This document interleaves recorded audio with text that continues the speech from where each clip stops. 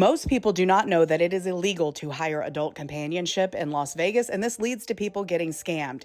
Here's what you need to know about how to do it legally. These red dots represent the only places where you can hire a friend for a few hours. And to be clear, no judgment. It's normal to want to have loads of fun on vacation. There are plenty legal establishments just outside of town. You can even review them on Yelp. The closest one is about an hour out of town, and they will send a limo to pick you up and take you back. But these services are regulated and expensive. So when a budget alternative presents itself, you might be tempted. Here are the ways you might be targeted and what the potential risks are. When walking down the boulevard, you will see these gentlemen in brightly colored shirts. They will hand you a raunchy Pokemon card advertising the services that someone might be willing to give you.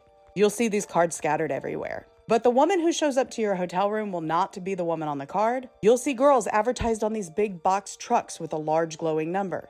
Enthusiastic entrepreneurs will approach men inside the resorts, and on several of the peripheral streets near the adult emporiums, you will see them advertising in broad daylight. Participation in any of these is illegal, though it isn't always heavily policed. But the risk you run is called trick rolling. This happens when a man finds himself unexpectedly under the influence, and the new friend who has just accompanied him to his hotel room will wait for him to pass out and then exit with all of his valuables, money, and sometimes even his pants. Obviously, this goes unreported more often than not. I'll put more details in the comments. Follow me for all the Vegas.